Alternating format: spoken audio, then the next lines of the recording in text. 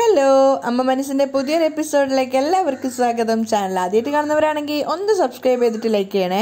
അങ്ങനെ സിദ്ധാർത്ഥ് ചന്ദ്രികയ്ക്ക് ഭക്ഷണം വാരി കൊടുത്ത സമയത്ത് ചന്ദ്രികയോട് അവൻ പറയുന്നുണ്ട്, എനിക്കും ഭക്ഷണം വാരിത്താന്ന്. ഇതൊക്കെ കേൾക്കുന്ന മലറിന് വല്ലാത്ത ദേഷ്യം തോന്നുവാണ്. പക്ഷേ ചന്ദ്രികയും സിദ്ധുവൊന്നും അത് ശ്രദ്ധിക്കുന്നുണ്ടായിരുന്നില്ല. അതുകൊണ്ട് തന്നെ ചന്ദ്രിക വേഗം സിദ്ധുവിനും അച്ഛനും അമ്മയും കാണാതെ ഭക്ഷണം വായിൽ വെച്ചു കൊടുക്കുകയാണ്. അപ്പോൾ ഒരുപാട് ക്വാണ്ടിറ്റിയിൽ വെച്ച് കൊടുത്തുകൊണ്ട് തന്നെ പെട്ടെന്ന് സിദ്ധാർത്ഥിന് മൂക്കിൽ കയറുന്നുണ്ടായിരുന്നു ഭക്ഷണം. അപ്പോൾ ചന്ദ്രിക വെള്ളമെടുത്ത് കൊടുത്തപ്പോൾ സിദ്ധു പറയുന്നുണ്ട്, ഏയ് വേണ്ട ചന്ദ്രിക. എന്നിട്ട് മഹേന്ദ്രനും ലക്ഷ്മിയും കേൾക്കാൻ വേണ്ടിയിട്ട് ചന്ദ്രിക സിദ്ധുവിനെ കളിയാക്കുകയാണ്. ഇലയിലുള്ള ഭക്ഷണം എങ്ങോട്ടും പോവില്ല, മെല്ലെ കഴിച്ചാൽ മതി. അപ്പോൾ ചിരിച്ചുകൊണ്ട് സിദ്ധുവും പറയുന്നുണ്ട്, ചന്ദ്രിക നന്നായിട്ട് വിശക്കുന്നുണ്ട് ചന്ദ്രിക, അതുകൊണ്ടാണ് ഫാസ്റ്റായിട്ട് കഴിച്ചത്. അല്ലാതെ അവർ രണ്ടുപേരും പരസ്പരം വാരിക്കൊടുത്തതൊന്നും അറിയാത്ത രീതിയിലാണ് അവർ സംസാരിക്കുന്നത്. പക്ഷേ മലറിന് വല്ലാത്ത ദേഷ്യത്തിലാണ് അവൾ ഇരിക്കുന്നത്. അപ്പോൾ ലക്ഷ്മി സിദ്ധുവിനോട് പറയുന്നുണ്ട് 2 ഇഡ്ഡലിയും കൂടെ കഴിക്കാൻ വേണ്ടിയിട്ട്. അയ്യോ, ഇനി എനിക്ക് വേണ്ട, എൻ്റെ വയറ് പൊട്ടാറായി. ഇനി എന്തെങ്കിലും കഴിച്ചാൽ ഞാൻ ഇവിടെ തന്നെ കിടക്കേണ്ടി വരും. അപ്പോൾ ചന്ദ്രിക പറയാണ്, എന്താ സാർ ഇങ്ങനെ പറയുന്നത്? ഇനിയും കഴിക്കാൻ എന്തോരം ഐറ്റം ഉണ്ടെന്നാണ്, ഗുലാബ് ജാമുൻ വരെ ഉണ്ട്. അയ്യോ, ഇനി ഗുലാബ് ജാമുനും ഉണ്ടോ? എൻ്റെ ചന്ദ്രിക, എന്നെക്കൊണ്ട് കഴിയില്ല, ദയവ് ചെയ്ത് എനിക്ക് വേണ്ട. അയ്യോ, അത് പറഞ്ഞാൽ പറ്റില്ല, ഇവിടെ ഉണ്ടാക്കിയ എല്ലാ ഭക്ഷണവും സാർ ടേസ്റ്റ് നോക്കിയേ പറ്റൂ എന്ന് പറഞ്ഞിട്ട് ചന്ദ്രിക ഗുലാബ് ജാമുൻ എടുത്ത് സിദ്ധുവിന് കൊടുക്കുകയാണ്. തനിക്ക് തരാതെ അമ്മ സിദ്ധുവിൻ്റെ ഇലയിലേക്ക് മാത്രം ഗുലാബ് ജാമുൻ വെച്ചത് കണ്ടിട്ട് മലറിന് ദേഷ്യം വരുന്നുണ്ടായിരുന്നു. സിദ്ധു ആണെങ്കിൽ ഗുലാബ് ജാമുൻ എടുത്ത് ടേസ്റ്റ് നോക്കുകയാണ്. അപ്പോൾ ചന്ദ്രിക തൻ്റെ കയ്യിലുണ്ടായിരുന്ന പാത്രത്തോടെ ഗുലാബ് ജാമുന് മലറിന് കൊടുത്തിട്ട് പറയുന്നുണ്ട്, മലർ ഇന്നാ നീയും കഴിക്കേ. അത്രയും നേരം അടക്കി പിടിച്ച ദേഷ്യം മൊത്തം മലർ ആ സമയത്താണ് തീർക്കുന്നത്. എനിക്ക് വേണ്ട, കൊണ്ടുപോ എന്ന് പറഞ്ഞിട്ട് ആ പാത്രത്തോടെ അവളത് തട്ടിക്കളയാണ്. പെട്ടെന്ന് മലർ അങ്ങനെ പ്രതികരിച്ചപ്പോൾ ചന്ദ്രികയും സിദ്ധുവും മഹേന്ദ്രനും ലക്ഷ്മിക്കൊക്കെ ആകെ സങ്കടാവുകയാണ്. മലര് സിദ്ധുവിനെ അമ്മയും വെറുപ്പോടെയാണ് നോക്കുന്നത്. പക്ഷേ എന്തോ മലറിൻ്റെ ആ ഒരു പ്രവൃത്തി കാരണം സിദ്ധാർത്ഥിന് വല്ലാത്ത വിഷമായിട്ടുണ്ടായിരുന്നു. അതേസമയം വീട്ടിലാണെങ്കിൽ ജാനകിയും ബാക്കിയുള്ള എല്ലാവരും ഭക്ഷണം കഴിക്കാൻ ഇരുന്നിട്ടുണ്ടായിരുന്നു. അവിടെയും ചന്ദ്രികയുടെ വീട് പോലെ തന്നെ ഒരുപാട് പലഹാരങ്ങളൊക്കെ ഉണ്ടായിരുന്നു. സുന്ദരിയാണ് എല്ലാവർക്കും ഭക്ഷണം വിളമ്പി കൊടുക്കുന്നത്. അപ്പോൾ ഓരോന്നോരോന്നെടുത്ത് ടേസ്റ്റ് നോക്കിയിട്ട് മനോഹരൻ ചോദിക്കുന്നുണ്ട്, എല്ലാം കൊള്ളാം, സുന്ദരിയാണോ ഇതൊക്കെ ഉണ്ടാക്കിയത്? അപ്പോൾ മുത്തശ്ശി പറയുന്നുണ്ട്, സുന്ദരിയെ കൊണ്ട് ഇത് സ്വന്തമായിട്ട് മുഴുവൻ ഉണ്ടാക്കാൻ സാധിക്കുമോ? അതുകൊണ്ട് ഞാനും ആരതിയും ഹെൽപ്പ് ചെയ്തു. അതിനുശേഷം ജാനകി ആരതിയോട് ചോദിക്കുന്നുണ്ട്, ആരതി മുത്തശ്ശനെ വിളിച്ചില്ലേ ഭക്ഷണം കഴിക്കാൻ? അപ്പോൾ മുത്തശ്ശിയാണ് പറയുന്നത്, ആ മനുഷ്യനെ എല്ലാവരും സന്തോഷത്തോടെ നിൽക്കുന്നത് ഇഷ്ടമല്ല. ഭക്ഷണം കഴിക്കാൻ വിളിച്ച സമയത്ത് എല്ലാവരും കഴിച്ചതിന് ശേഷം വരാമെന്നാണ് പറഞ്ഞത്. അത് കേട്ടപ്പോൾ ജാനകിക്ക് ആകെ സങ്കടമാവുന്നുണ്ടായിരുന്നു. അങ്ങനെ എല്ലാവരും ആസ്വദിച്ച് ഭക്ഷണം കഴിക്കുകയാണ്. അങ്ങോട്ടേക്കായിരുന്നു ഭക്ഷണമൊക്കെ കഴിച്ചിട്ട് സിദ്ധാർത്ഥിൻ്റെ വരവ്. എല്ലാവരും ഭക്ഷണം കഴിക്കുന്നേ ഉള്ളൂ എന്ന് മനസ്സിലായപ്പോൾ സിദ്ധാർത്ഥിനാകെ പരിഭ്രമാവുകയാണ്. കാരണം അവനെ കൂടെ ഭക്ഷണം കഴിക്കാൻ ക്ഷണിച്ചു കഴിഞ്ഞാൽ പെടും എന്നുള്ളത് അവനറിയാം. ഓൾറെഡി വയറ് ഫുള്ളാണ്. അപ്പോൾ സിദ്ധാർത്ഥ് പരിങ്ങലോടെ അവിടെ നിൽക്കുന്ന കണ്ടപ്പോൾ തന്നെ മേഘയ്ക്ക് കാര്യം മനസ്സിലായി. മേഘ വേഗം മനോഹരൻ്റെ ചെവിയിലായിട്ട് പറയുന്നുണ്ട്, മാമ നമുക്ക് സിദ്ധുവിനിട്ട് ഒരു പണി കൊടുത്താലോ? സിദ്ധു ചന്ദ്രികയുടെ വീട്ടിൽ നിന്നും വയറ് നിറച്ചും ഭക്ഷണം കഴിച്ചിട്ടായിരിക്കും വന്നിരിക്കുക. ഇന്ന് ഞാൻ അവന് 8ൻ്റെ പണി കൊടുക്കുന്നത് എങ്ങനെയാണെന്ന് നോക്കിക്കോ. നീ ധൈര്യമായിട്ട് ചെയ്യുമോളെ, ഞാൻ നിൻ്റെ കൂടെ തന്നെയുണ്ട്. മനോഹരനെ സപ്പോർട്ട് ചെയ്യാണ്. ആ സമയത്ത് സിദ്ധു ചിന്തിക്കുന്നുണ്ട് വയറ് തടവിക്കൊണ്ട്, ദൈവമേ വയറ് ഫുള്ളാണ്, ഇവരാണെങ്കിൽ ഭക്ഷണം കഴിക്കുന്നതേ ഉള്ളൂ. അമ്മ ഭക്ഷണം കഴിക്കാൻ വിളിച്ചു കഴിഞ്ഞാൽ പെട്ടത് തന്നെ നൈസായിട്ട് റൂമിലേക്ക് എസ്കേപ്പ് ആവാം. സിദ്ധു ആരുടെയും കണ്ണിപ്പെടാതെ സ്റ്റെയർ കേസ് കയറുകയാണ്. ആ സമയത്ത് മേഘ ജാനകിയോട് പറയുന്നുണ്ട്, അമ്മായി നേരത്തെ ചോദിച്ചില്ലേ സിദ്ധു എവിടെയെന്ന്? ഇതാ സിദ്ധു അല്ലേ ഇത്? അത് കേട്ടതും എല്ലാവരും സിദ്ധാർത്ഥിനെ നോക്കുകയാണ്. സിദ്ധു ചിന്തിക്കുന്നുണ്ട്, അയ്യോ പെട്ടത് തന്നെ. സമയം നോക്കി മേഘ 8ൻ്റെ പണി തന്നല്ലോ. സിദ്ധാർത്ഥ ആകെ പെട്ട അവസ്ഥയിലായിട്ടുണ്ടായിരുന്നു. കാരണം വയറ് നിറഞ്ഞ് പൊട്ടാറായിട്ടുണ്ട്. ജാനകിയാണെങ്കിൽ സിദ്ധുവിനോട് പറയുന്നുണ്ട്, സിദ്ധു നീ എന്താണ് ഇങ്ങനെ ഭക്ഷണം കഴിക്കാതെ മുകളിലേക്ക് പോകുന്നത്? എത്ര നേരമായി ഇലയിട്ടിട്ട് എല്ലാവരും നിനക്ക് വേണ്ടി കാത്തിരിക്കുന്നത്? പൂജയുടെ സമയത്തോ നീ വന്നിട്ടില്ല. ഭക്ഷണം കഴിക്കാനെങ്കിലും ഒന്ന് വാ. അപ്പോൾ ആരതിയും വിളിക്കുന്നുണ്ട്, വാ ഏട്ടാ. അപ്പോൾ സിദ്ധു ആകെ ടെൻഷൻ ആവുകയാണ്. അവൻ ചിന്തിക്കുന്നുണ്ട്, ദൈവമേ ചന്ദ്രികയുടെ വീട്ടിൽ നിന്ന് മൂക്ക് മുട്ട ഭക്ഷണം കഴിച്ചിട്ടാണ് ഇപ്പോൾ വന്നത്. പക്ഷെ അത് അമ്മയോട് പറയാനും പറ്റില്ല. ഭക്ഷണം എവിടുന്നാണ് കഴിച്ചതെന്ന് ചോദിച്ചാൽ 8ൻ്റെ പണിയാവും. പക്ഷേ ഇനിയും ഭക്ഷണം കഴിക്കുകയാണെങ്കിൽ കഴിച്ചതെല്ലാം കൂടെ പുറത്തു വരുന്ന തോന്നുന്നത്. എന്താ ചെയ്യുക? സിദ്ധാർത്ഥ് സംശയത്തോടെ അവിടെ തന്നെ നിൽക്കുകയാണ്. അപ്പോൾ വാസുവും വിളിക്കുന്നുണ്ട്, സിദ്ധു എന്താ ഇങ്ങനെ നോക്കി നിൽക്കുന്നത്? വാ, ഭക്ഷണം കഴിക്കാനല്ലേ വിളിക്കുന്നത്? ജാനകിയും ദേഷ്യത്തോടെയാണ് പറയുന്നത്, സിദ്ധു നിന്നോട് എത്ര നേരമായി ഭക്ഷണം കഴിക്കാൻ പറയുന്നത്? വാ, വന്ന് ഭക്ഷണം കഴിക്കേ, വാ. അവസാനം ഗത്യന്തരമില്ലാതെ സിദ്ധാർത്ഥ താഴേക്ക് ഇറങ്ങി വരികയാണ്. ആ സമയത്ത് മേഘയ്ക്ക് ചിരി വരുന്നുണ്ടായിരുന്നു. കാരണം അവൾ സിദ്ധാർത്ഥിന് വെച്ചൊരു പണി തന്നെയാണത്. സിദ്ധാർത്ഥ് വന്ന് ഇരുന്നപ്പോൾ തന്നെ സുന്ദരി അവൻ്റെ പാത്രത്തിലേക്ക് ഒരുപാട് ഇഡ്ഡലിയൊക്കെ വിളമ്പിയിട്ടിട്ടുണ്ടായിരുന്നു. അപ്പോൾ സിദ്ധുവിന് ആകെ ടെൻഷനായിട്ടുണ്ട് ഭക്ഷണം എങ്ങനെ കഴിക്കുമെന്ന് ആലോചിച്ചിട്ട്. സിദ്ധാർത്ഥ് പറയുന്നുണ്ട്, ചേച്ചി മതി ചേച്ചി, എന്തിനാ ഇങ്ങനെ ഒരുപാട് ഇടുന്നത്? ഒരുപാടൊന്നും ഇട്ടിട്ടില്ല, കുറച്ചല്ലേ ഇട്ടിട്ടുള്ളൂ, അത് മുഴുവൻ കഴിക്കേ എന്ന് പറഞ്ഞിട്ട് സുന്ദരി വീണ്ടും കറിയൊക്കെ എടുക്കുകയാണ്. അപ്പോൾ സിദ്ധു പറയുന്നുണ്ട്, ചേച്ചി എനിക്ക് ഇത്ര മാത്രമൊന്നും വേണ്ട, എനിക്ക് ഒരേ ഒരു ഇഡ്ഡലി മാത്രം മതി. അപ്പോൾ ജാനകി സംശയത്തോടെ ചോദിക്കുകയാണ്, എന്താ സിദ്ധു, ഒരേ ഒരു ഇഡ്ഡലി മാത്രം മതിയെന്നോ? അതെന്താ, നീ വേറെ എവിടെന്നെങ്കിലും ഭക്ഷണം കഴിച്ചോ? പെട്ടെന്ന് അമ്മ അങ്ങനെ ചോദിച്ചപ്പോൾ കള്ളത്തരം പിടിച്ചു എന്ന് തന്നെ സിദ്ധു കരുതി. അവൻ പറയുന്നുണ്ട്, ഏയ് ഇല്ല അമ്മ. ദൈവമേ, അമ്മ ഇപ്പം തന്നെ പിടിക്കുന്ന തോന്നുന്നത്. സിദ്ധു ചിന്തിക്കുന്നുണ്ട്, വേറെ എവിടെന്നെങ്കിലും കഴിച്ചോന്നാണ് ചോദിക്കുന്നത്.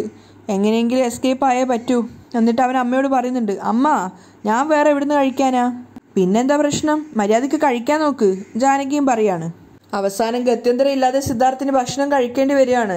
പക്ഷെ അവന് തീരെ കഴിക്കാൻ പറ്റുന്നുണ്ടായിരുന്നില്ല. അവൻ അത്രയും വയറ് നിറച്ച് ചന്ദ്രികയുടെ വീട്ടിൽ നിന്ന് തന്നെ കഴിച്ചതാണ്.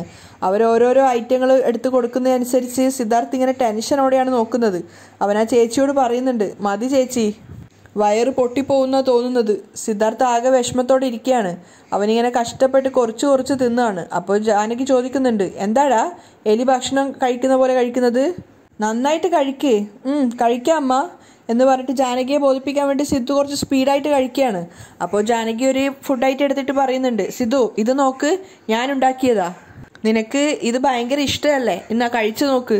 അപ്പോൾ സിദ്ധു പറയുന്നുണ്ട്, ദൈവമേ ഇത് കാണുമ്പോൾ തന്നെ ഛർദ്ദിക്കാൻ വരിക, ഇനി ഇത് കഴിക്കുകയും കൂടി ചെയ്യണോ? ഇനി ഇതും കൂടെ കഴിച്ചാൽ എല്ലാം കൂടി ഇങ്ങോട്ട് വരുന്നാ തോന്നുന്നത്. അപ്പോൾ ജാനകി പറയുന്നുണ്ട്, എന്താടാ കയ്യിൽ പിടിച്ചിങ്ങനെ നോക്കി നിൽക്കുന്നത്, കഴിക്കാനല്ലേ നിന്നോട് പറഞ്ഞത് എന്ന് പറഞ്ഞ് സിദ്ധാർത്ഥിൻ്റെ വായിലേക്ക് തള്ളിക്കയറ്റുകയാണ്. അത് കണ്ട് എല്ലാവരും പൊട്ടിച്ചിരിക്കുകയാണ്. സിദ്ധാർത്ഥാണെങ്കിൽ പാടുപെട്ടിട്ടാണ് അത് കഴിക്കുന്നത്.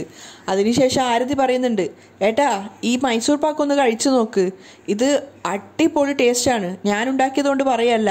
അപ്പോൾ സിദ്ധു പറയാണ്, വേണ്ട മോളെ, ഇപ്പം വേണ്ട, ഞാൻ കുറച്ച് കഴിഞ്ഞ് കഴിച്ചോളാം. ഓ ഞാൻ തന്നാൽ കഴിക്കില്ല അല്ലേ? നീ ഇപ്പം ഇത് കഴിച്ചില്ലെങ്കിൽ ഇനി ഞാൻ നിന്നോട് സംസാരിക്കുക തന്നെ ചെയ്യില്ല, നോയിക്കോ. സിദ്ധാർത്ഥ് കൺഫ്യൂഷനായി, എന്ത് ചെയ്യും? അനിയത്തിയെ പിണക്കാനും പറ്റില്ല, വയറിലാണെങ്കിൽ ഒരു തുള്ളി സ്ഥലവും ഇല്ല. അപ്പോൾ വാസുവും പറയുന്നുണ്ട്, സിദ്ധു എന്തിനാണ് ആരതിയെ പിണക്കുന്നത്, അവൾ ഇഷ്ടത്തോടെ തരുന്നതല്ലേ, വാങ്ങി കഴിക്കേ. സിദ്ധുവിൻ്റെ ആ ഒരു അവസ്ഥ കണ്ടിട്ട് മേഘയ്ക്ക് ശരിക്കും സഹതാപവും ചിരിയും ഒക്കെ വരുന്നുണ്ട്. പക്ഷെ അവൾ കൊടുത്ത പണി തന്നെയാണ്. സിദ്ധു ചിന്തിക്കുന്നുണ്ട്, അയ്യോ എൻ്റെ അവസ്ഥ മനസ്സിലാക്കാതെയാണല്ലോ ദൈവമേ ഇവരൊക്കെ ഓരോന്ന് പറയുന്നത്. അങ്ങനെ ഒരു നിവൃത്തിയില്ലാതെ ആരതി ഉണ്ടാക്കിയ മൈസൂർ പാക്കും സിദ്ധു വാങ്ങി കഴിക്കുകയാണ്. അത് കണ്ടിട്ട് മേഘ ചിന്തിക്കുന്നുണ്ട്, ഇന്ന് നിന്റെ കഥ തീർന്നത് തന്നെ. ഒരു ഗത്യന്തരം ഇല്ലാതെ സിദ്ധു ആ മൈസൂർ പാക്കും തിന്നിട്ട് ആരതിയോട് സൂപ്പർ എന്നൊക്കെ പറയാണ്. അപ്പോഴേക്കും തന്നെ അവൻ തളർന്നിട്ടുണ്ടായിരുന്നു. ഓവറായിട്ട് ഫുഡ് നമുക്ക് കഴിക്കാൻ ഒരിക്കലും സാധിക്കില്ലല്ലോ. അത് കഴിഞ്ഞപ്പോൾ പിന്നെ മുത്തശ്ശിയുടെ വകയായി. മുത്തശ്ശി പറയുന്നുണ്ട്, സിദ്ധു ആ റവ കൊണ്ടുണ്ടാക്കിയ ലഡു ഒന്ന് കഴിച്ചോക്ക്, അത് വേറെ ലെവലാണ്. എല്ലാവർക്കും സപ്പോർട്ട് ചെയ്തുകൊണ്ട് മേഘയും പറയുന്നുണ്ട്, കഴിക്ക് സിദ്ധു, നല്ല ടേസ്റ്റാണ്. മനോഹരനും പറയുന്നുണ്ട്, കഴിക്ക്, അടിപൊളി ടേസ്റ്റാണ്. ജാനകി അതെടുത്ത് സിദ്ധുവിന് കൊടുക്ക്. ജാനകി അതെടുത്തിട്ട് സിദ്ധുവിന് നേരെ നീട്ടുകയാണ്. അപ്പോൾ സിദ്ധു വിചാരിക്കുന്നുണ്ട്, ദൈവമേ ഓരോന്ന് പിന്നീന്ന് തന്നുകൊണ്ടേ ഇരിക്കുകയാണ്, എല്ലാം കൂടെ എന്താവുമെന്ന് ദൈവത്തിനറിയാം. അമ്മയെ ഭയന്നിട്ട് സിദ്ധാർത്ഥ് അത് എങ്ങനെയൊക്കെയോ കഴിക്കുകയാണ്. അപ്പോൾ മേഘ മനോഹരനോട് പറയുന്നുണ്ട്, അങ്കിൾ ഇനി നിങ്ങളുടെ വകയും കൂടി ആയിക്കോട്ടെ. മോള് പറഞ്ഞതല്ലേ, എൻ്റെ വക കൂടി കൊടുത്തേക്കാം, മനോഹരൻ പറയുന്നുണ്ട്. എന്നിട്ട് മനോഹരൻ അടുത്ത കേസരി തപ്പുകയാണ്. ആ സമയത്ത് സിദ്ധു ചിന്തിക്കുന്നുണ്ട്, ദൈവമേ ഇനി അടുത്തത് ഇവൻ്റെ വക എന്താണോ, ഇതുകൂടെ ടേസ്റ്റ് നോക്ക് സിദ്ധു എന്ന് പറഞ്ഞിട്ട് കേസരിയായിട്ട് മനോഹരൻ പോയിട്ട് സിദ്ധുവിൻ്റെ വായിലേക്ക് തള്ളി കയറ്റുകയാണ്. ദൈവമേ, സിദ്ധു ശരിക്ക് പറഞ്ഞാൽ പെട്ടിട്ടുണ്ടായിരുന്നു. അത് കണ്ടിട്ടാണെങ്കിൽ എല്ലാവരും പൊട്ടിച്ചിരിക്കുകയാണ്. സിദ്ധു മതി എന്ന് എത്ര പറഞ്ഞിട്ട് മനോഹരൻ കേൾക്കുന്നേ ഉണ്ടായിരുന്നില്ല. മനോഹരൻ വീണ്ടും ഇഡ്ഡലിയും ചട്നിയൊക്കെ പാത്രത്തിലേക്ക് ഒഴിക്കാൻ നോക്കുകയാണ്. അപ്പോഴേക്കും സിദ്ധുവിൻ്റെ കൺട്രോൾ പോയിട്ടുണ്ടായിരുന്നു. സിദ്ധുവിനെല്ലാം കൂടെ വൊമിറ്റിങ് വന്നിട്ടുണ്ടായിരുന്നു. സിദ്ധുവിന് വെള്ളം എടുത്ത് കൊടുക്കുകയാണ് ജാനകി. ആ സമയത്ത് ആരതി പറയുന്നുണ്ട്, ഏട്ടാ എല്ലാം സൂപ്പർ ആയിട്ടുണ്ട്, ഓരോന്നെടുത്ത് കഴിച്ചു നോക്ക്. മനോഹരൻ വന്ന് അടുത്തിരുന്ന സമയത്ത് മേഘ അയാളോട് കണ്ണുകൊണ്ട് സൂപ്പർ ആയിട്ടുണ്ടെന്ന് പറയുന്നുണ്ട്. സിദ്ധാർത്ഥാണെങ്കിൽ ദേഷ്യത്തോടെ മനോഹരനെ മേഘയെ നോക്കുകയാണ്. ദുഷ്ട, എല്ലാം കൂടെ ഒന്നിച്ചെൻ്റെ വായിലേക്ക് കുത്തി തിരികുകയായിരുന്നല്ലേ. മേഘ അങ്കിളിനോട് പറയുന്നുണ്ട്, സൂപ്പർ ആയിട്ടുണ്ട് അങ്കിൾ, പിന്നെ വെറുതെയാ. അങ്ങനെ സിദ്ധു ഛർദ്ദിക്കാനുള്ള അവസ്ഥയിലെത്തിയത് കൊണ്ട് തന്നെ പെട്ടെന്ന് അവിടുന്ന് എസ്കേപ്പ് ആവാൻ ശ്രമിക്കുകയാണ്. ഇനിയും ഞാൻ ഇവിടെ ഇരുന്ന് കഴിഞ്ഞാൽ എനിക്ക് 8ന്റെ പണിയായിരിക്കും കിട്ടുക എന്ന് പറഞ്ഞിട്ട് സിദ്ധു എഴുന്നേറ്റപ്പോൾ വാസുവൊക്കെ പറയുന്നുണ്ട്, ഇതെന്താ ഇത്ര പെട്ടെന്ന് എഴുന്നേക്കുന്നത്, ഇതൊക്കെ കഴിക്ക്, ഇരിക്കും മോനെ, മതി അച്ഛാ, ഞാൻ വയറ് നിറയെ കഴിച്ചു, എൻ്റെ വയറ് ഫുള്ളായിട്ടാണ് ഉള്ളത്. എന്താ സിദ്ധു എന്തോരം ഭക്ഷണം ഉണ്ട്, എന്നിട്ട് എന്താ കഴിക്കാതെ പോകുന്നത്? ജാനകിയും പറയുന്നുണ്ട്, പ്ലേറ്റിലിട്ടതൊക്കെ അങ്ങനെ തന്നെയുണ്ട്. സിദ്ധുവിന് പക്ഷെ സ്റ്റെപ്പ് പോലും കയറാൻ പറ്റുന്നുണ്ടായിരുന്നില്ല. വയറ് പൊട്ടിപ്പോകുന്ന അവന് തോന്നുവാണ്. ഓരോ സ്റ്റെപ്പും മെല്ലെ ഗർഭിണികളൊക്കെ കയറുമ്പോഴാണ് സിദ്ധു കയറുന്നത്. ജാനകി സംശയത്തോടെ നോക്കുന്നുണ്ട്, ഇതെന്താ ഇവർ ഇത്ര കുറച്ച് ഭക്ഷണം കഴിച്ചിട്ട് ഇങ്ങനെയൊക്കെ നടക്കുന്നതെന്ന്. അവസാനം അവരെ മുന്നിൽ നിന്ന് രക്ഷപ്പെടാൻ വേണ്ടി സിദ്ധു എങ്ങനെയോ സ്പീഡിലായിട്ട് അവിടുന്ന് പോവാണ്. അത് കണ്ട് മേഘയും മനോഹരനും പൊട്ടിച്ചിരിക്കുന്നുണ്ട്. സ്റ്റെപ്പ് കയറി കുറച്ച് മുകളിലെത്തിയപ്പോഴേക്കും സിദ്ധു തളർന്നിട്ടുണ്ടായിരുന്നു. സിദ്ധുവിൻ്റെ ആ ഒരു പോക്ക് കണ്ടിട്ട് മേഘ പരിഹാസത്തോടെ ചിരിക്കുകയാണ്. അതിനുശേഷം മുകളിലെത്തിയപ്പോഴേക്കും സിദ്ധുവിന് മനസ്സിലായി എന്തോ ഒരു പണിയുണ്ട് എന്ന്. അതുകൊണ്ട് തന്നെ അവൻ ചിന്തിക്കുകയാണ്, വയറിനകത്ത് എന്തൊക്കെയോ അസ്വസ്ഥതയുണ്ട്, നേരെ ബാത്റൂമിൽ പോയേ പറ്റൂ. കഴിച്ച ഭക്ഷണമൊക്കെ വയറിനകത്ത് വെച്ച് യുദ്ധം ചെയ്യുകയാണെന്നാണ് തോന്നുന്നത്. ഇനി എന്തായാലും ബാത്റൂമിൽ പോവല്ലാതെ രക്ഷയില്ല. സിദ്ധു രണ്ടും കൽപ്പിച്ച് ബാത്റൂമിലേക്ക് ഓടുകയാണ്. ബാത്റൂമിൽ നിന്ന് ഇറങ്ങി വന്നതിന് ശേഷം അവൻ സ്വയം വിചാരിക്കുന്നുണ്ട്, ഓ ഇപ്പോഴാണ് ഒന്ന് സമാധാനമായത്, ഇപ്പോഴാണ് ഒന്ന് സമാധാനമായത് എന്ന് പറഞ്ഞിട്ടാണ് പുറത്തേക്ക് വന്നത്. പക്ഷേ 2 സെക്കൻഡ് കഴിയും മുന്നേ സിദ്ധുവിന് മനസ്സിലായി, ദൈവമേ ഇത് വേറെന്തോ ഒരു എട്ടിൻ്റെ പണിയാണല്ലോ. സിദ്ധു വീണ്ടും ടോയ്ലറ്റിലേക്ക് കയറുകയാണ്. അങ്ങനെ ആ ഒരു പോക്ക് തന്നെ സിദ്ധു ഒരു 7-8 പ്രാവശ്യം പോയിട്ടുണ്ടായിരുന്നു. അപ്പോഴേക്കും ശരിക്കും സിദ്ധു തളർന്നു പോയിട്ടുണ്ടായിരുന്നു. അവസാനം ബെഡിൽ വന്ന് വീഴുകയാണ് അവന്. സിദ്ധു ബോധമില്ലാതെ കിടക്കുകയാണ് അവിടെ. അങ്ങനെ പിറ്റേന്ന് നേരം വെളുത്തപ്പോൾ സിദ്ധു കാറിൽ കയറാൻ നോക്കുന്ന സമയത്താണ് പിന്നീന്ന് ചന്ദ്രിക വിളിക്കുന്നത്. സിദ്ധു സർ, എന്താ ചന്ദ്രിക? അപ്പോൾ അവളുടെ കയ്യിൽ 2 ബോക്സ് ഉണ്ടായിരുന്നു. അതെടുത്തിട്ടാണ് ചന്ദ്രിക വന്നിട്ടുള്ളത്. എന്നിട്ട് അവള് സിദ്ധുവിനോട് പറയുന്നുണ്ട്, ഇത് ജാനകി അമ്മായിക്ക് വേണ്ടി വാങ്ങിച്ചതാണ്. ആ സമയത്ത് മേഘയും ഫോണിൽ നോക്കിക്കൊണ്ട് ഉമ്മറത്ത് എത്തിയിട്ടുണ്ടായിരുന്നു. സിദ്ധുവും ചന്ദ്രികയും പരസ്പരം സംസാരിക്കുന്നത് കണ്ടപ്പോൾ മേഘയും അങ്ങോട്ടേക്ക് ശ്രദ്ധിക്കുകയാണ്, അവരെന്താ പറയുന്നതെന്ന് അറിയാൻ വേണ്ടിയിട്ട്. അപ്പോൾ സിദ്ധു മനസ്സിലാവാതെ ചന്ദ്രികയോട് ചോദിക്കുന്നുണ്ട്, ഇതെന്താ? അപ്പോൾ ചന്ദ്രിക പുഞ്ചിരിച്ചുകൊണ്ട് പറയാണ്, ഇത് കാലിബർ എന്ന് പറയും. ജാനകി അമ്മായിയെ പോലെ എഴുന്നേറ്റ് നടക്കാൻ സാധിക്കാത്തവർക്ക് ഇത് കാലിലെടുത്തിട്ട് കഴിഞ്ഞാൽ അവർക്ക് എഴുന്നേറ്റ് നിൽക്കാൻ സാധിക്കും. ചന്ദ്രിക പറഞ്ഞത് കേട്ടത് സിദ്ധുവിന് വല്ലാത്ത അതിശയാവുകയാണ്. അവൻ സന്തോഷത്തോടെ ചന്ദ്രികയെ നോക്കുകയാണ്. പക്ഷെ മേഘയ്ക്ക് അത് കേട്ടപ്പോൾ വല്ലാതെ ഷോക്കാണ് തോന്നുന്നത്. കാരണം തങ്ങൾക്കാർക്കും അങ്ങനെ ഒരു കാര്യം ഓർമ്മ പോലും വന്നില്ലല്ലോ എന്ന് മേഘ ചിന്തിക്കുന്നുണ്ട്. അതേ അവസ്ഥയിൽ തന്നെയാണ് സിദ്ധു ഉള്ളത്. അപ്പോൾ ചന്ദ്രിക സിദ്ധുവിനോട് പറയുന്നുണ്ട്, ഇതെടുത്ത് കാലിൽ അണിഞ്ഞു കഴിഞ്ഞാൽ എഴുന്നേറ്റ് നിൽക്കാൻ പോലും ഒരുപക്ഷെ സാധിക്കും സർ. ചന്ദ്രികയുടെ ആ ഒരു ചിന്ത പോയത് കണ്ടിട്ട് മേഘ അതിശയത്തോടെ നിൽക്കുകയാണ്. അപ്പോൾ ചന്ദ്രിക സിദ്ധുവിനോട് പറയുന്നുണ്ട്, ഞാനിത് കൊടുത്താൽ അമ്മായി ഇത് വാങ്ങിക്കില്ല, അതുകൊണ്ട് സാറാണ് വാങ്ങിച്ചതെന്ന് പറഞ്ഞിട്ട് ഇത് അമ്മായിക്ക് കൊണ്ടുകൊടുക്കണം. മേഘ ശരിക്കും ഷോക്കായിട്ട് നിൽക്കുന്ന സമയത്ത് സിദ്ധു ചന്ദ്രികയോട് പറയുന്നുണ്ട്, ചന്ദ്രിക, എനിക്കും ഇത്ര കാലമായിട്ട് ഇങ്ങനെ ഒരു ബുദ്ധി തോന്നിയില്ലല്ലോ. ഞാനാണെങ്കിൽ എവിടെയൊക്കെ പോയി എന്തൊക്കെ ട്രൈ ചെയ്യാൻ ശ്രമിച്ചിട്ടുണ്ട്. പക്ഷേ എൻ്റെ അമ്മയെ എഴുന്നേറ്റ് നടത്തിക്കണമെന്ന് ഞാൻ കുറച്ചുപോലും ആലോചിച്ചിട്ടേ ഇല്ല. ചന്ദ്രിക സന്തോഷത്തോടെ സിദ്ധുവിനെ നോക്കുമ്പോൾ സിദ്ധു അതിശയത്തോടെ പറയുന്നുണ്ട്, പക്ഷേ നീ അതുവരെ ചിന്തിച്ചു. ചന്ദ്രികയെ സിദ്ധു പുകഴ്ത്തുന്നത് കേട്ടിട്ട് മേഘയ്ക്ക് ദേഷ്യം വരുന്നുണ്ടായിരുന്നു. അപ്പോൾ സിദ്ധുവും ചന്ദ്രികയും മേഘയെ കാണുന്നുണ്ടായിരുന്നില്ല. സിദ്ധു ചന്ദ്രികയോട് പറയുന്നുണ്ട്, ഇത് കാരണമാണ് ചന്ദ്രിക ഞാൻ നിന്നെ പ്രണയിക്കാൻ തന്നെ കാരണമായത്, നിന്റെ ഈ സ്വഭാവത്തിന് മുന്നിൽ. അപ്പോൾ ചന്ദ്രിക പുഞ്ചിരിച്ചുകൊണ്ട് നിൽക്കുകയാണ്. മേഘയ്ക്ക് ചന്ദ്രികയെ പുകഴ്ത്തുന്നത് കേൾക്കുമ്പോൾ ദേഷ്യം വരുന്നുണ്ടായിരുന്നു. സിദ്ധുവും ചിരിച്ചുകൊണ്ട് പറയുന്നുണ്ട്, സത്യം പറഞ്ഞാൽ നിന്റെ ഈ സ്നേഹത്തിന് മുന്നിൽ എൻ്റെ ഒന്നുമല്ല. അപ്പോൾ ചന്ദ്രിക പറയുന്നുണ്ട്, വലിയ വലിയ കാര്യങ്ങളൊന്നും പറയണ്ട സർ, എങ്ങനെയെങ്കിലും ജാനകി അമ്മായിയെ എഴുന്നേറ്റ് നടത്തിക്കണമെന്ന് എനിക്ക് ഒരുപാട് കാലത്തെ ആഗ്രഹമാണ്. അതുകൊണ്ടാണ് അമ്മായിക്ക് വേണ്ടി ഞാനിത് വാങ്ങിച്ചത്. പക്ഷെ ഇത് ഞാനാണ് വാങ്ങിയത് എന്നറിഞ്ഞാൽ തീർച്ചയായിട്ടും അവരിത് സ്വീകരിക്കില്ല. സാറ് വാങ്ങിച്ചതാണെന്ന് പറഞ്ഞാൽ മതി, എന്നിട്ട് കൊടുത്താൽ മതി. ശരി ചന്ദ്രിക, നീ പറഞ്ഞതുപോലെ തന്നെ ചെയ്യാം, ഇങ്ങിത്താ എന്ന് പറഞ്ഞ് സിദ്ധു അത് വാങ്ങിക്കുകയാണ്. അത് വാങ്ങിയിട്ട് സങ്കടത്തോടെ സിദ്ധു പറയുന്നുണ്ട്, ചന്ദ്രിക, നീ എൻ്റെ അമ്മയുടെ മേൽ വെച്ചിരിക്കുന്ന ഈ ഒരു സത്യസന്ധമായ സ്നേഹത്തെയും വിശ്വാസത്തെയും ഒരു ദിവസം തീർച്ചയായിട്ടും എൻ്റെ അമ്മ മനസ്സിലാക്കുക തന്നെ ചെയ്യും. എത്രയും പെട്ടെന്ന് അങ്ങനെ ഒരു ദിവസം തീർച്ചയായിട്ടും നമുക്ക് മുന്നിൽ വരും. അപ്പോൾ ചന്ദ്രികയും പുഞ്ചിരിച്ചുകൊണ്ട് പറയാണ്, നമ്മുടെ 2 പേരുടെയും കല്യാണത്തിന് അമ്മായി വീൽ ചെയറിലായിരിക്കരുത് വരുന്നത്, നടന്നു വേണം വരാൻ. അതാണ് ഞാൻ എപ്പോഴും ദൈവത്തിനോട് പ്രാർത്ഥിക്കുന്നത്. ചന്ദ്രികയുടെ മനസ്സിൽ ആ ഒരു സത്യസന്ധമായ ആഗ്രഹം കേട്ടപ്പോൾ മേഘയ്ക്ക് വല്ലാത്ത ദേഷ്യം വരുന്നുണ്ടായിരുന്നു. അപ്പോൾ സിദ്ധു ചന്ദ്രികയോട് പറയുന്നുണ്ട്, തീർച്ചയായിട്ടും ദൈവം ആ ഒരു പ്രാർത്ഥന കേൾക്കുക തന്നെ ചെയ്യും. അതിനുശേഷം സിദ്ധുവിനോട് യാത്ര ചോദിച്ചിട്ട് ചന്ദ്രിക അവിടുന്ന് പോവുകയാണ്. ആ സമയത്ത് മേഘ ചിന്തിക്കുന്നുണ്ട്, ഓ അമ്മായിക്ക് കാലിബർ വാങ്ങിച്ചു കൊടുത്ത് അവരുടെ മനസ്സ് മാറ്റാന്ന് കരുതിയോ നീ? ഇങ്ങനെയൊക്കെ ചെയ്താ നിന്നെ അവർ മരുമകളായിട്ട് സ്വീകരിക്കുന്നാണോ നീ കരുതിയിരിക്കുന്നത്? എന്താ ഞാൻ ചെയ്യാൻ പോകുന്നതെന്ന് നീ കണ്ടോ? ചന്ദ്രിക പോയ ഭാഗത്തേക്ക് തന്നെ നോക്കി നിൽക്കുകയാണ് സിദ്ധു. സിദ്ധുവിനെ നോക്കിയിട്ട് ദേഷ്യത്തോടെ മേഘ വിചാരിക്കുന്നുണ്ട്.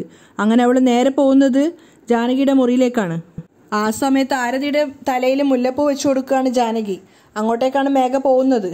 അപ്പോൾ ആരതി അമ്മയായിട്ട് ഇങ്ങനെ വഴക്ക് കൂടുന്നുണ്ട്, മതി അമ്മ, വേദനിക്കുന്നു എന്നൊക്കെ. അപ്പോൾ മേഘ ചോദിക്കുന്നുണ്ട്, ആരതി എങ്ങോട്ടേക്കാണ് പോകുന്നതെന്ന്. ആകാശിനെ കാണാൻ വേണ്ടിയിട്ട് ക്ഷേത്രത്തിലേക്കാണെന്ന് പറയുന്ന സമയത്ത് ജാനകി പറയുന്നുണ്ട്, കല്യാണത്തിന് മുമ്പ് ഇങ്ങനെയുള്ള യാത്രകളൊന്നും വേണ്ടെന്ന് ഞാൻ പറഞ്ഞതാണ്, പക്ഷെ ഇവിടെ അനുസരിക്കുന്നില്ല. അപ്പോൾ മേഘയാണെങ്കിൽ ആരതിയെ സപ്പോർട്ട് ചെയ്തുകൊണ്ടാണ് പറയുന്നത്, ഇതിൽ തെറ്റായിട്ടൊന്നുമില്ല അമ്മായി, അവർ നാളെ പരസ്പരം കല്യാണം കഴിക്കാൻ പോകുന്നവരല്ലേ, ഒരുത്തരെ മനസ്സിലാക്കി കഴിഞ്ഞാൽ നാളെ കല്യാണം കഴിച്ച് ജീവിക്കുമ്പോൾ അത് കുറച്ചുകൂടി നല്ലതല്ലേ. മേഘ ആരതിയെ സപ്പോർട്ട് ചെയ്തിട്ട് പറയുന്നത് കേട്ടപ്പോൾ ജാനകി പറയുന്നുണ്ട്, മേഘ നീയാണ് ഇവിടെ നന്നായിട്ട് വഷളാക്കുന്നത്. പുഞ്ചിരിച്ചുകൊണ്ടാണ് ജാനകി പറയുന്നത്. അപ്പോൾ ആരതി പറയുന്നുണ്ട്, അങ്ങനെ അമ്മക്ക് പറഞ്ഞു കൊടുക്കും മേഘ. അമ്മയുടെ മോളുടെ ആ ഒരു സ്നേഹം കാണുന്ന സമയത്ത് മേഘയും പുഞ്ചിരിച്ചുകൊണ്ടാണ് നിൽക്കുന്നത്. അവിടെയാണ് ഇന്നത്തെ എപ്പിസോഡ് വൈൻഡപ്പ് ചെയ്യുന്നത്.